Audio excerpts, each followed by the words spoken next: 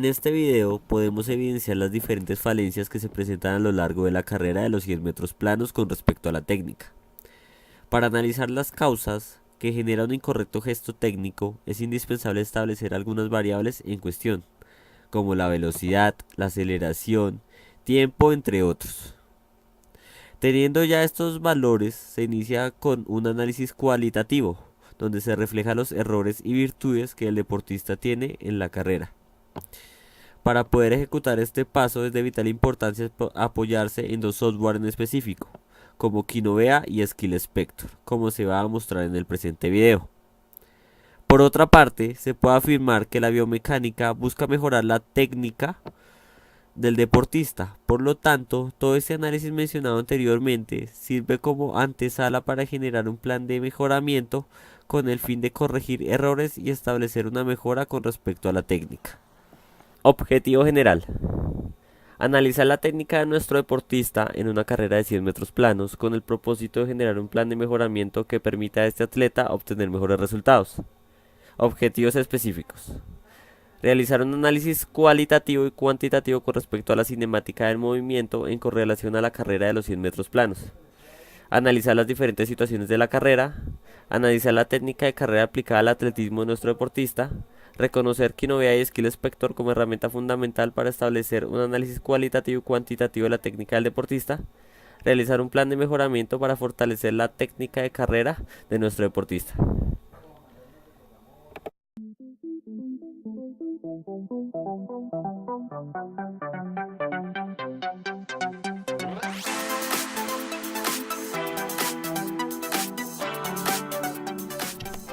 Distancia versus tiempo.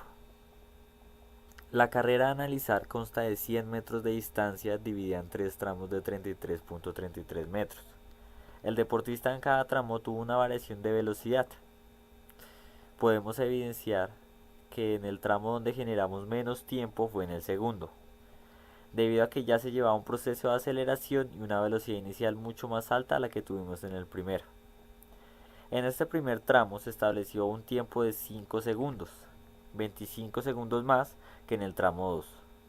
Por otra parte, en el tramo 3 se tuvo una desaceleración ya que se generó más tiempo con respecto al tramo anterior.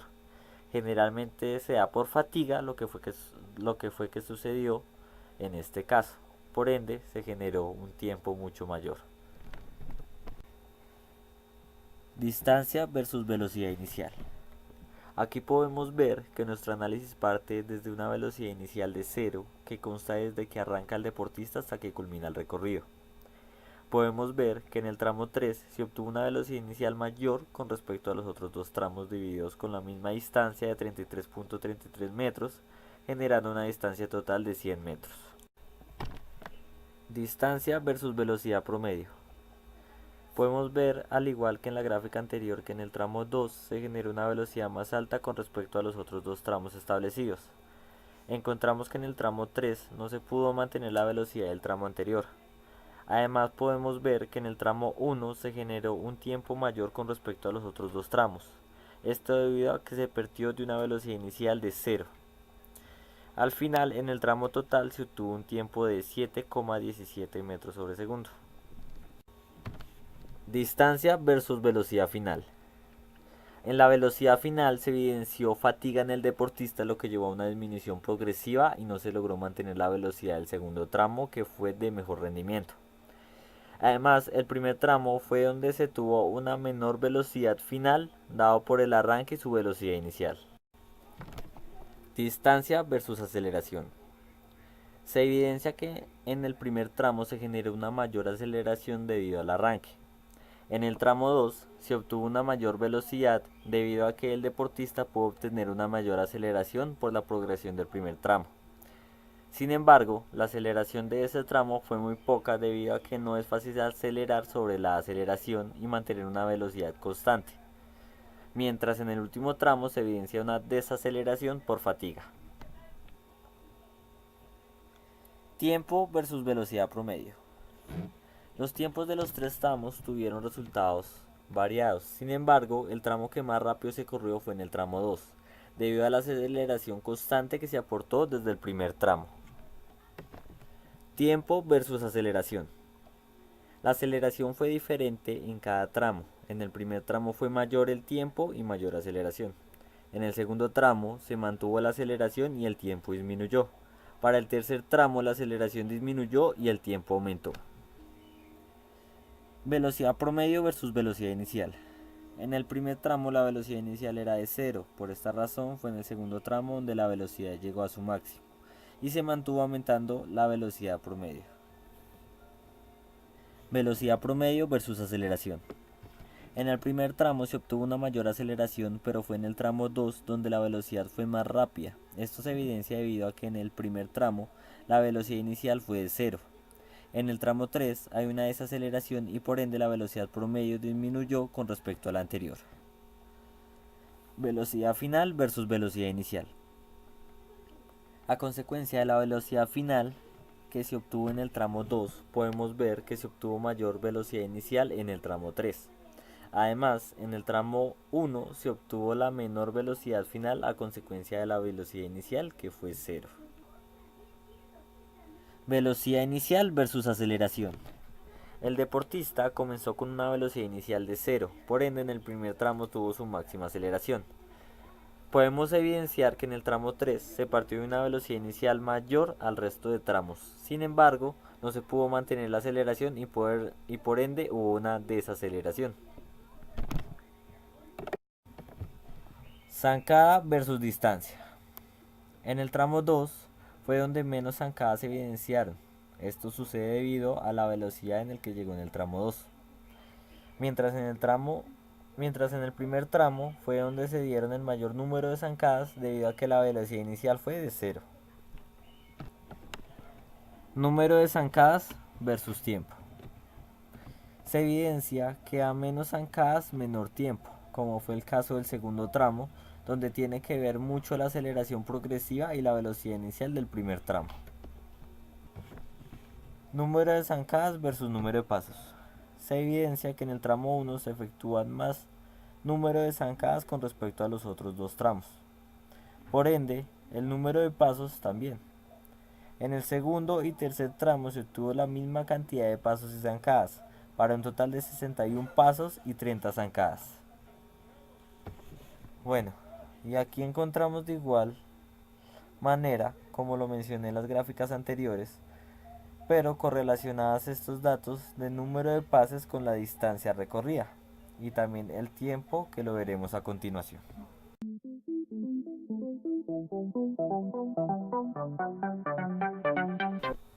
Gastrocnemio.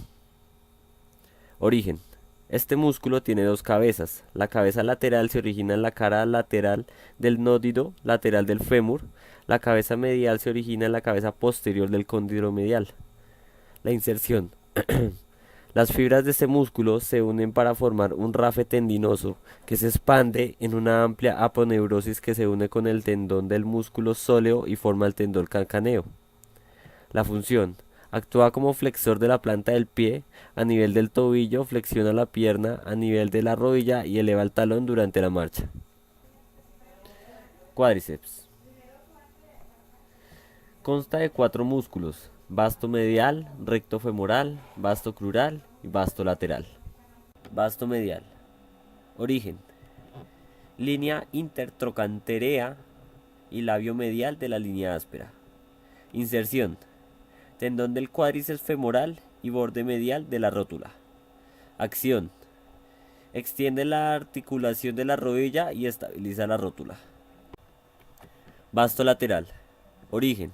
Se origina del trocánter mayor y del labio lateral de la línea áspera. Inserción. Si se inserta en el cóndilo lateral de la tibia. Función. Extiende la articulación de la rodilla y estabiliza la rótula. Vasto crural. Origen. Superficie anterior y lateral del eje femoral. Inserción. Base rotuliana. Una pequeña parte se separa y se inserta en el receso suprapatelar de la articulación de la rodilla. El tendón del cuádriceps corre por encima del lado ventral a través del periostío de la rótula y finalmente se inserta en la tuberosidad de la tibia. Función. Extiende la articulación de la rodilla y estabiliza la rótula.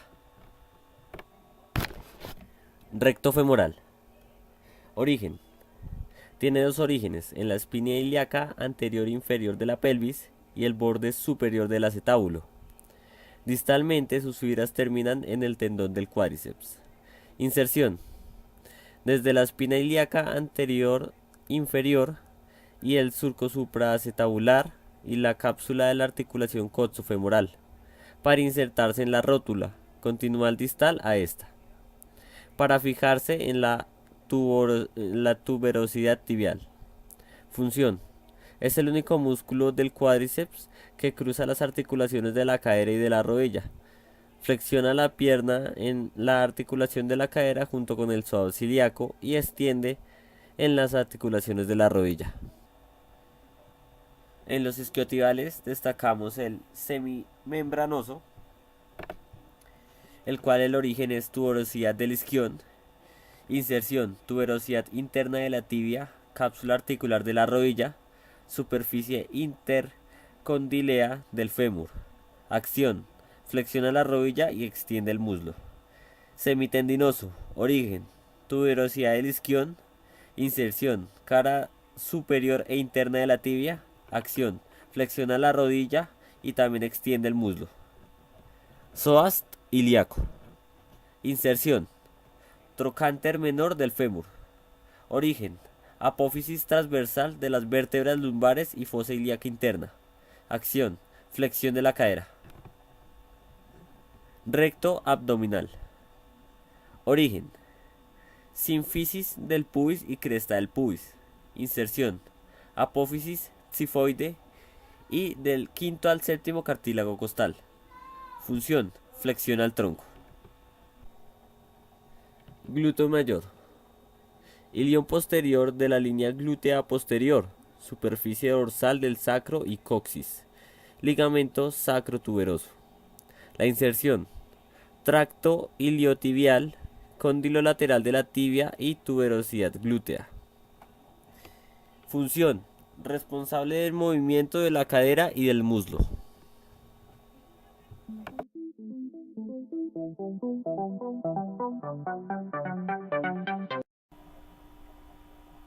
Posición listos. La cadera se encuentra alineada con los hombros, manos apoyadas sobre las yemas de los dedos. El corredor mantiene una mirada fija hacia el piso. En la zona escapular podemos ver que se encuentra encorvada. El pulgar y el índice se encuentran alineados. La pierna izquierda se encuentra en un ángulo de 67 grados cuando lo recomendable son 90 grados. ¿Qué pasa aquí? En esta posición de listos, la cadera debe generar una cierta inclinación hacia adelante, superando un poco la altura de los hombros. Por ende, la rodilla debe tomar un ángulo de 90 grados.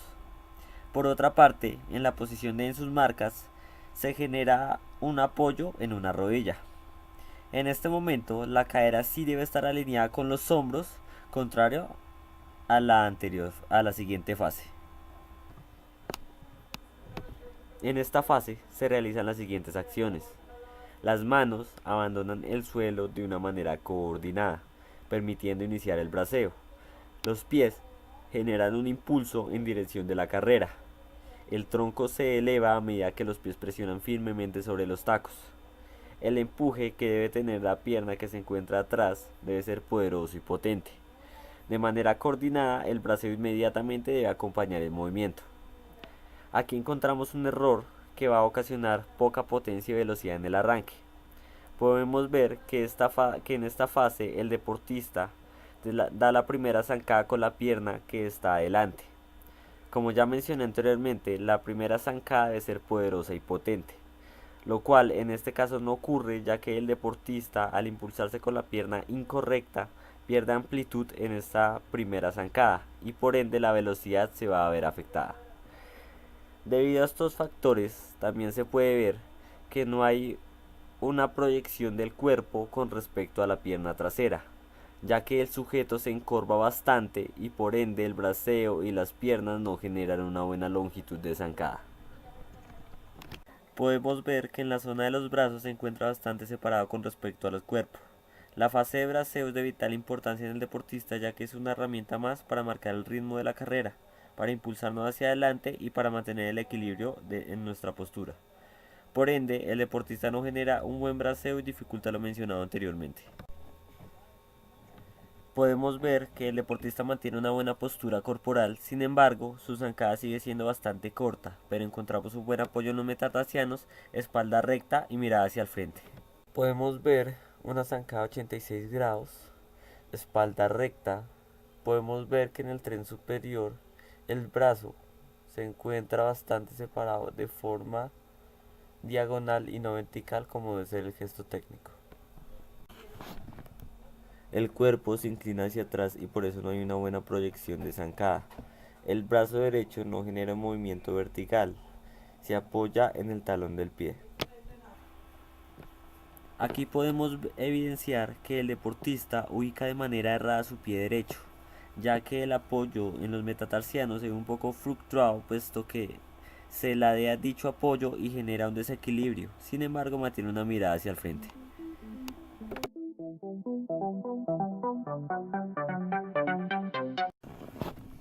Vamos a analizar a dos personas. Uno de ellos es nuestro deportista. Su nombre es Julián.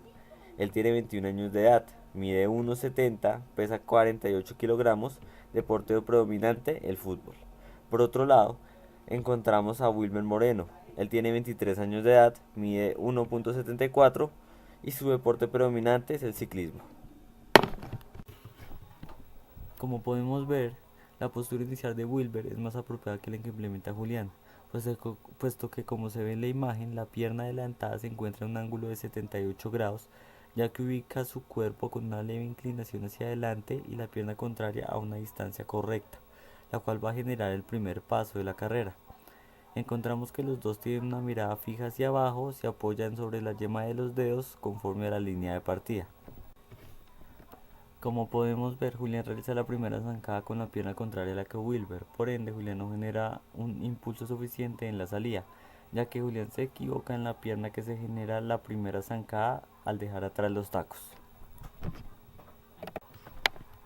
También podemos ver que la ejecución de la brazada es de mayor potencia de Wilber que la de Julián, ya que se genera con más fuerza y coordinación. Por lo tanto, podemos concluir que Wilber tiene una mejor coordinación tanto del tren superior como inferior, lo que hace que haya una mayor fluidez en el desplazamiento. Gracias a la potencia que hablamos anteriormente, vemos que Wilber va a generar, por obvias razones, una zancada mucho más potente y un mejor ángulo, de tal forma que logra una mayor longitud de zancada.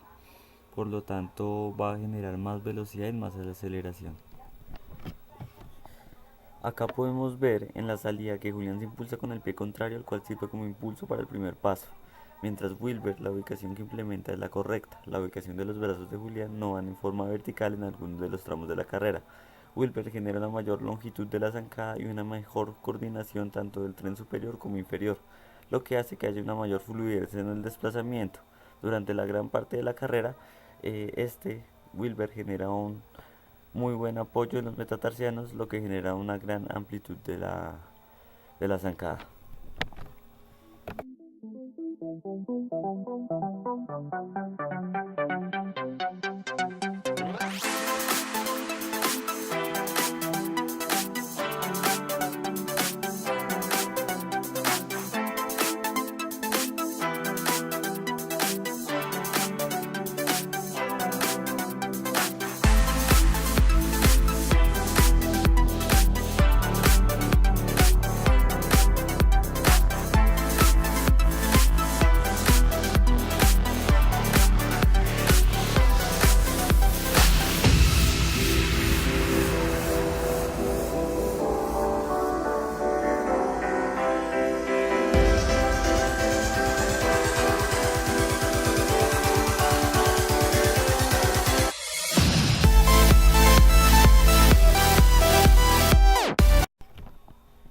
Estos ejercicios tienen como finalidad la mejora de la técnica de partida y ubicación espacial con respecto a la salida, así como también las fases que la comprenden.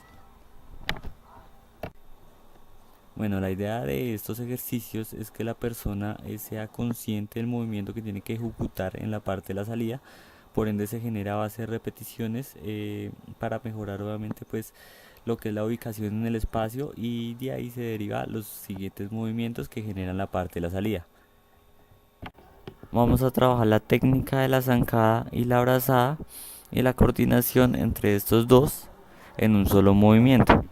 Este ejercicio nos va a ayudar a interiorizar un poco más el movimiento porque se vuelve un poco más mecánico. Entonces lo generamos a base de repeticiones para que la persona sea consciente del movimiento que está ejecutando.